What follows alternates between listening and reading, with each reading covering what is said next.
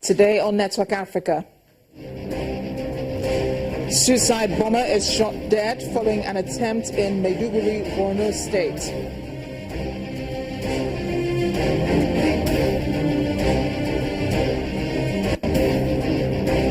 The UN fails to reach a resolution on imposing an arms embargo on South Sudan.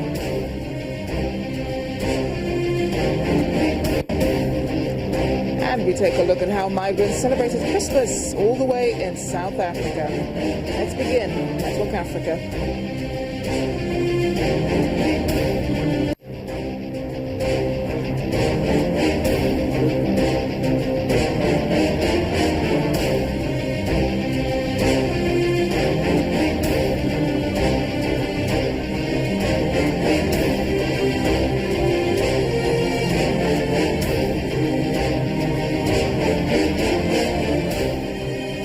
Welcome everyone, Merry Christmas. I am Amarachi Ubani. Today is Boxing Day, a continuation of the Christmas celebrations and a day for the exchange of gifts.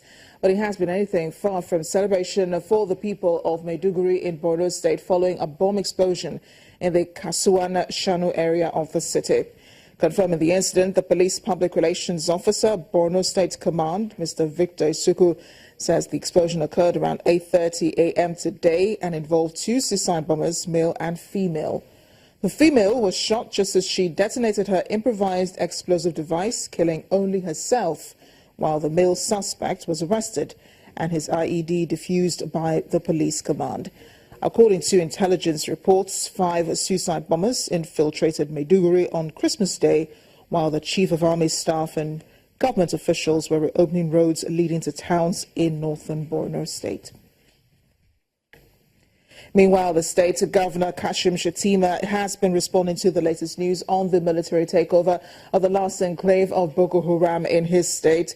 And in Sambisa Forest, the governor says the action constitutes a Christmas gift to the nation and the people of Borno State, which would always be appreciated. Now, before now, the terrorists had occupied the forest as their headquarters. In his words, since I became the governor of Borno State in over 5 years, this is the best Christmas season I have witnessed. 2016 is for me Nigeria's year of victory and Borno's year of hope and resurrection. It is in this 2016 that we have begun to have access to major towns like Goza, Bama, Dikwa, Mungono and Damasak following their liberation by our gallant army forces. So what's it like celebrating Christmas in Borno State, in Maiduguri in particular?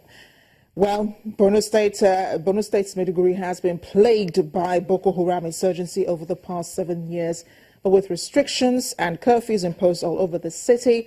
For the sake of security, residents say it is difficult celebrating Christmas in northern Nigeria.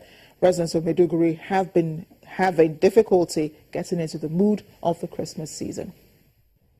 Residents of Maiduguri, northeastern Nigeria, had shopped for Christmas, a reflection of greater sense of security in the city after security forces made gains against the militant insurgency in the region. Maiduguri has seen many people return home to rebuild in recent months after fleeing attacks by Boko Haram's 7 years insurgency aimed at creating a state adhering to strict Islamic laws. The group controlled a swath of land in northeast Nigeria at the end of 2014, but was pushed out of most of that territory by Nigerian troops, aided by soldiers from neighboring countries. Maiduguri, capital of Borno State, was the city hardest hit, but with improved security, people are now more confident to move around and are shopping for food, drinks and clothes and having their hair done for the holiday celebrations, a contrast from 3 years ago when markets were closed. It seems Christmas this year is going to be better because the security improvement in Maiduguri. We believe we will celebrate Christmas right inside our church, to our home, maybe go to one places or the other with our family members. Boko Haram has killed over 15,000 people and displaced more than 2 million in the conflict. The militant group still attempts suicide bombings in the region as well as in neighboring Niger, Chad and Cameroon. In early December, 2 girl bombers killed at least 3 people and wounded 17 others in a market. Agencies say families have also returned to the region to find their homes and farmlands destroyed as well as basic services wiped out. In the meantime, churches are holding evening concerts as more people flock venues to revive part of the Christmas tradition here. Concerning this coming Christmas, I'm afraid of it because I don't think there will be movement because of the bomb blast been happening these 2 days, because that is how it has been for the past few years here in Maiduguri. But I just pray they can just allow us to move around to hang out with friends. Some 4.4 million people are also reported to be going hungry across northeast Nigeria, and about 2 million need food aid urgently. That's according to the United Nations World Food Programme. Despite the blast that happened this morning, putting to test the military's efforts at dealing with the Boko Haram insurgency, a planned visit to the 44 Army Reference Hospital in Kaduna by the president's wife, Mrs. Aisha Buhari, has also gone on as scheduled. The soldiers had sustained very serious injuries from the battlefront and are being treated at that hospital. Mrs. Aisha Buhari was represented by the wife of the Deputy Governor of Kaduna State. The First Lady's team at the 44 Army Reference Hospital in Kaduna. Wounded soldiers on admission with various degrees of injuries sustained from the battlefront. About 40 of them are receiving treatment. This hospital still remains the base hospital for Operation Lafia Dole in the northeast. We have so many patients still coming in, despite the fact that there have been a decrease in the general number of casualties that we're receiving because of the success being recorded in the operations. But we still have a lot of people who are coming in, particularly from IED injuries, mines injuries, explosives and ambushes. They fought for this country to keep the peace of this country, and they have gotten into what they are today. I pray that God will reward them. I pray that the government will look at them and also take care of their family. These are men who have sacrificed immensely to keep Nigeria one and to free the people of the northeast from terrorist attacks. And with the announcement of the defeat of Boko Haram by the president, hospitals such as this may receive fewer wounded soldiers on operation. It was easier arriving at a resolution over Israeli settlement on Friday, but the United Nations is finding it harder to approve a resolution that would have imposed an arms embargo on South Sudan. And that's because the U.S. proposal did not get enough support from the 15 members in the UN Security Council. There was no veto, only 7 votes were in favor, when at least 9 were needed. There were 8 abstentions. It brought to an end to the resolution that has taken months to negotiate. According to the U.S. ambassador to the UN, Samantha Power, the country proposed the resolution to show that the architects of mass atrocities and those who defy the demand of the Security Council day in and day out will face consequences, saying that she urged members of the Council to stand with the people from South Sudan who are suffering immensely from the actions of their leaders. The resolution aimed to place an arms embargo on the country and target sanctions on 3 individuals, including the opposition leader Riek Machar. But those proposals have proved contentious. The Council has taken several months to bring the resolution to a vote because there's been considerable skepticism among some of the member nations about whether an arms embargo will even help the people of South Sudan. Council members questioned the use of an embargo in a country already awash with weapons. All 3 African nations on the Council, that's Egypt, Senegal and Angola, also abstained. Let's talk about the weather now. Those of us in Lagos woke up to the cold chill of the Harmattan, signaling the start of the season we usually experience in December. And this is weather we have been waiting for all month long, which usually shows up just before the holidays, but this year has been delayed. According to the weatherman, the average temperature in Lagos today is 34 degrees Celsius with decreasing clouds. The sun will shine brightly all afternoon and then it becomes cooler by the evening with temperatures averaging 30 degrees Celsius. It's cool in other parts of Nigeria, but just like Lagos, Port Harcourt is also experiencing its first Harmattan this season. Well, I'm not the weather girl today, but climate change and environmental expert Dr. John Osoma joins me now to explain a bit more about the weather.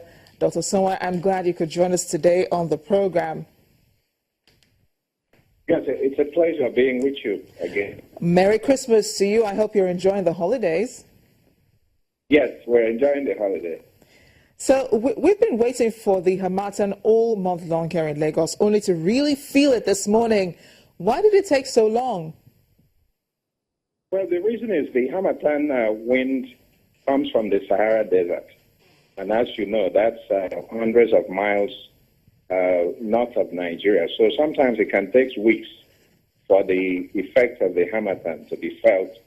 Harmattan essentially is a situation where you have dust particles and sand being lifted from the Sahara Desert and then dumped southward, which happens to be where Nigeria is geographically. So sometimes it takes a few weeks to get to us. You mentioned the Sahara, so did the snow that occurred about a week back delay the onset of the Harmattan? It could have. Generally, we're seeing a situation where the planet Earth is sick. There are so many symptoms of that sickness. Collectively, we call that climate change. One of the things you find is what we call weather variations, weather anomalies. Things that ordinarily would not happen, you will begin to see. This year we had snow in the Sahara Desert. We haven't had that in about 36 years. So it's a record. It's a very strange phenomenon. So we're seeing a lot of variations because of climate change. But specifically with Harmattan in Nigeria, it can be very hazardous to health. Already flights are being delayed. I happened to be in Port Harcourt a couple of days ago. Flights were delayed because of the Harmattan. And that generally happens during this season because you find that there is very low or no visibility at all. And the fog covers and blankets everything. So it makes it easy. It makes it difficult to function. Even those who are driving on the road, it can be hazardous. But there are some advantages of this season, right? Both health-wise and all round. Well, I think one can look at two advantages. The first one probably is the mosquito scourge is reduced because when you have very low humidity, you have dry conditions, mosquitoes find it difficult to breed. So you can have incidence of malaria is reduced. You also have colder weather, so you don't need to be relying on air conditioners as much if you're indoors. So those are the advantages, but there are numerous disadvantages. Those who suffer from asthma find that this period is very dangerous because the dust particles will get into the lungs and aggravate their situation. Those who have respiratory problems, eye problems, the dust particles also aggravate those situations. And then for women, dry skin issues can come up. So you need to be able to hydrate and lubricate your skin very properly. So there are a number of health issues. Some people also go into nosebleeds because the humidity can drop very low, below 10%, and that would lead to the nose to bleed in some people. Doctor, we have not seen any crazy temperatures in other temperate parts of the world, say, for instance, the United States and Europe. What's happening there? Well, you're going to see temperature fluctuations. Just this year, we recorded the highest temperature on Earth ever recorded in Kuwait.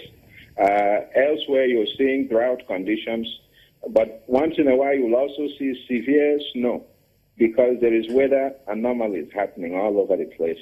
And that is a symptom of climate change. Dr. John Osonwa, thank you so much for joining us on Network Africa. Now, still ahead on the program.